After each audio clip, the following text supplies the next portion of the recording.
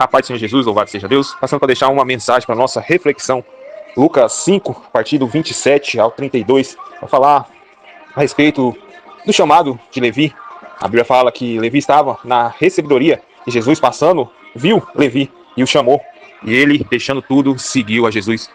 É algo para nossa reflexão, irmãos. O que é que nós temos que deixar para seguir a Jesus? O que é que nós temos que abrir mão para seguir a Jesus? O que é que está nos prendendo? Levi deixou tudo e seguiu a Jesus. E como forma de gratidão, ele fez um banquete. E com esse banquete veio os amigos dele, os publicanos, os pecadores. Também veio os fariseus, os escribas, Jesus e os seus discípulos. E a Bíblia fala que os fariseus e os escribas começaram a murmurar, a reclamar, falando por que é que os discípulos de Jesus comiam com os pecadores e com os publicanos. E o Senhor Jesus, ele dá uma resposta maravilhosa, que quem necessita de médico não são os que estão sãos, mas sim os que estão enfermos. Assim também eu, Jesus, não vim buscar os justos, mas chamar os pecadores ao arrependimento.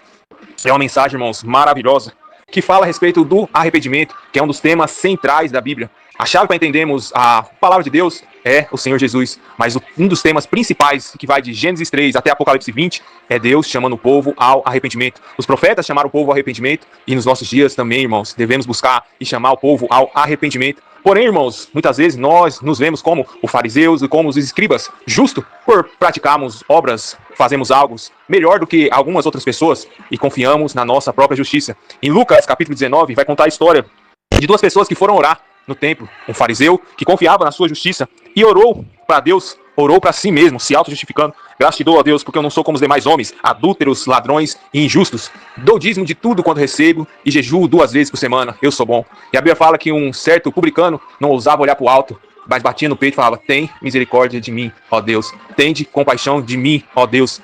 E o Senhor Jesus fala que esse desceu justificado, porque qualquer um que tenta se justificar não será justificado, mas qualquer um que a si mesmo se humilhar será justificado. Irmãos, nós não confiamos na nossa força, nós não confiamos na nossa justiça, mas confiamos na justiça de Jesus. Quando nós, irmãos, nos confiamos na nossa justiça, quando achamos que somos justos, nós não temos o verdadeiro arrependimento. Nós muitas vezes olhamos e achamos que nós não precisamos de auxílio, de ajuda, mas, irmãos, nós só podemos ajudar, irmãos, quem quer ajuda. É impossível ajudar quem não reconhece, quem não quer ajuda. Os médicos só ajudam, só auxilia aqueles que vão até ele, aqueles que reconhecem que estão enfermos, precisando de ajuda. Assim, irmãos, também somos nós. Se não, irmãos, nós vamos ser igual Mateus 7, que fala que nós vamos dar coisa santa aos cães e pérolas aos porcos. E fazendo isso, não vai ter serventia, pérolas aos porcos. Antes, os porcos vão pisar e essas pérolas vão voltar contra nós e vão nos ferir. Então, o que nós devemos fazer? Orar e pedir a Deus esse auxílio, para que o Espírito Santo venha convencer o homem do pecado, da justiça e do juízo. Mas o que nós vemos, irmãos, nos nossos dias, será que é um arrependimento verdadeiro? Ou o que nós estamos vendo nos nossos dias é um arrependimento mentiroso, que engana e está escravizando as pessoas? Irmãos, o que nós vemos nos nossos dias, a maioria das vezes é um arrependimento falso, enganoso. Mas afinal, o que é o arrependimento falso? O arrependimento falso, irmãos, é o remorso. 2 Pedro, capítulo 7, versos 9 e 10, fala que é uma tristeza, mas é uma tristeza segundo o mundo. E a tristeza segundo o mundo gera o remorso, que gera a morte, que nos paralisa. Então, o remorso é uma inquietação, é uma tristeza, é um sentimento de culpa por termos praticado algo errado. Nos traz uma tristeza, mas é uma tristeza momentânea, que é relacionado às coisas que fugiram do nosso controle, mas não traz mudança, mas não traz uma solução, irmãos, para a nossa vida.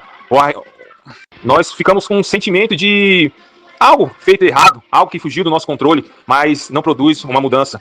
O remorso, irmãos, é a nossa consciência nos condenando. Já o arrependimento é a solução para essa condenação. O arrependimento traz o perdão de Deus e nos livra da culpa. O arrependimento também traz uma tristeza no coração.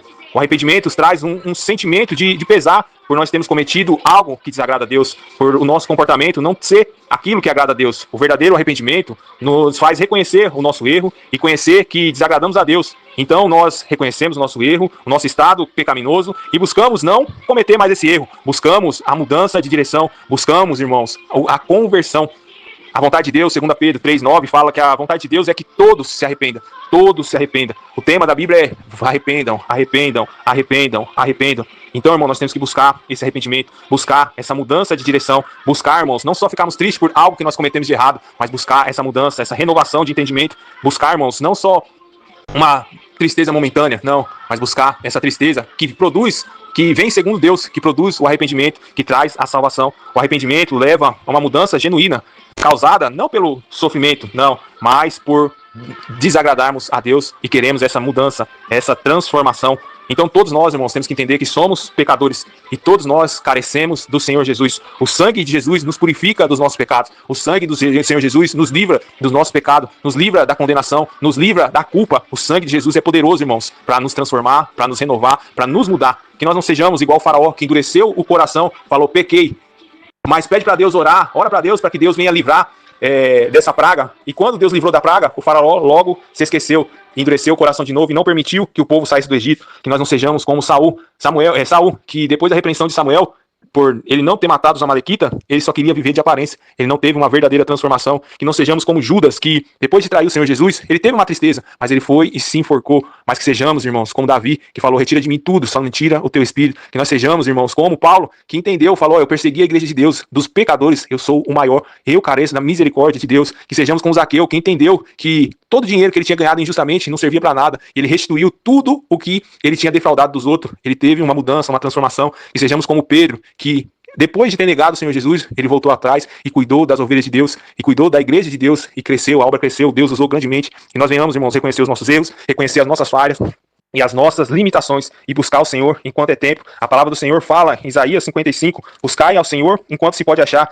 invocai enquanto ele está perto, deixe o ímpio o seu caminho, e o homem maligno os seus pensamentos, e se converta ao Senhor, que é compadecerá dele, torne para o nosso Deus, porque ele é grandioso em perdoar. É tempo de buscar o Senhor. Deus, ele é misericordioso para nos perdoar, que nós venhamos abandonar os nossos maus pensamentos, os nossos maus caminhos e se converter, ter uma mudança, uma renovação de mente para experimentarmos a boa, agradável e perfeita vontade de Deus. Pai, eu louvo ao Senhor por mais essa noite, pela palavra que o Senhor produziu em nosso coração, que o Espírito Santo do Senhor vai adiante, Pai, das palavras, possa produzir em nosso coração o verdadeiro arrependimento, a verdadeira transformação, uma verdadeira mudança de vida. Nós não queremos, Pai, em nome de Jesus, nos enganar e nem enganar os nossos irmãos, mas queremos uma transformação. A tua palavra diz, Pai, em nome de Jesus, para apresentarmos ao Senhor como sacrifício vivo, santo e agradável, que é o nosso culto racional, e não nos moldar, não nos conformar com o mundo, mas ter a nossa mente renovada. Então transforma a nossa mente, transforma o nosso coração, ó Deus, pela renovação do nosso entendimento, por tua palavra, Pai, que é poderosa para nos transformar, para nos moldar, para nos regenerar, que o teu Espírito, Pai, em nome de Jesus, possa produzir em nós um novo nascimento, uma conversão, uma transformação genuína, Pai, para experimentarmos a boa, agradável e perfeita vontade do Senhor. Retire de nós, Pai, em nome de Jesus, tudo aquilo que não te agrada. Retire de nós, Pai, em nome de Jesus, tudo aquilo que impede, Pai, em nome de Jesus, uma transformação, uma renovação da parte do Senhor sobre a nossa vida. Nos molda, Pai, em nome de Jesus, como o Senhor queira.